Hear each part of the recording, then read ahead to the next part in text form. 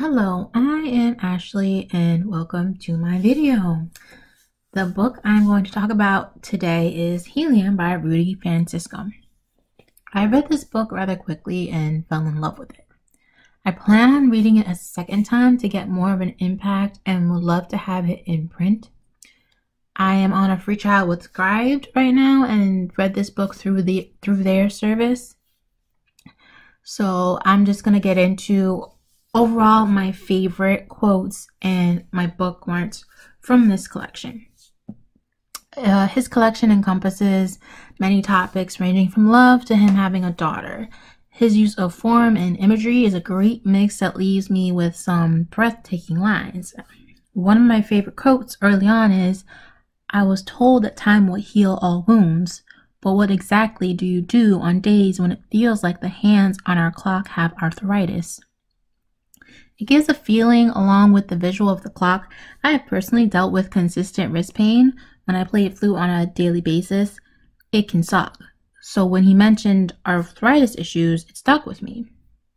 The next bookmark I have saved from my notes is his poem Skin 2.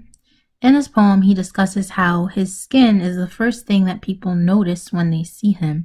He talks about the racial stereotypes that come with being a black male and what people think about him on sight.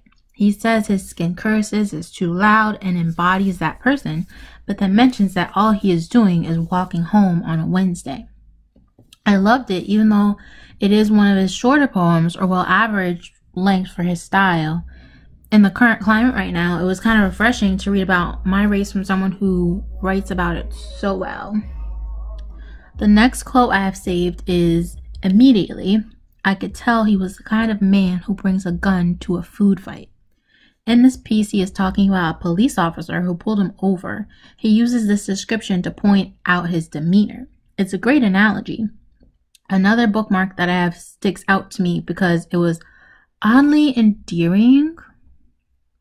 I don't really condone violence as a first option, but in his poem Brother, he talks about how he has his friend's back. The word gets defined in the poem as what it means to him to call someone their brother. It is the definition of short and sweet to me. In the poem Rifle 2, which is one of his longer pieces, and you can find it on YouTube. I know there's one performance, but there's probably at least 2 or 3.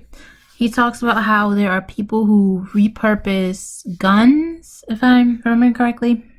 He brings up many things that can have multiple purposes, and the object is defined by how you use it.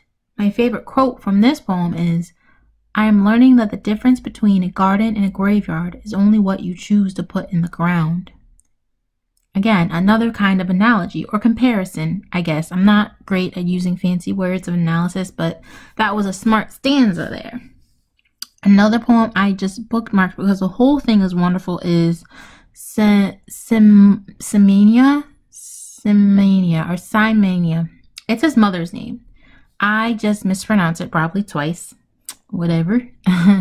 I'm sorry. I don't know how to say it. I'm also really bad with names. So this is going to be the first in a long line of butchering names in future videos, trust me. But this one I know I pronounced it wrong. So the poem is about his mother and how she is someone he considers a support. He compares her to the ocean, but says that she refuses to let him drown. It's so sweet to me. I am not normally mushy, but the stay-at-home quarantine has turned me to mush, I guess. This leaves me with my last and favorite bookmark. Okay, again, mushy, all right? My favorite bookmark is his piece called Welcome, about the birth of his daughter. I don't know how close to reality that is for him, but his poetry is based on real-life events, so I know it's mostly true. The imagery of his daughter as a live grenade was actually great. Hearing it now, the way I'm saying it, it doesn't sound great, but honestly, it's great. His talking through his motions about this unexpected addition to the family is also wonderful. You can tell he cares about his daughter even though he didn't plan on having one at the time. It seems, from what I'm getting from the poem, he was not expecting this, and it was definitely a surprise. There are a couple more pieces after that, but those are all the ones that are my favorite. Rudy has a way with words and combining them with his life experience that just helped me enjoy this book. And I want to actually read through it again and get a print copy to have. So those are my thoughts on Helium by Rudy Francisco. Thanks for listening. If you made it this far, comment below with your favorite poem from this book, or if you have another piece you like by him, go ahead. He's been active for years.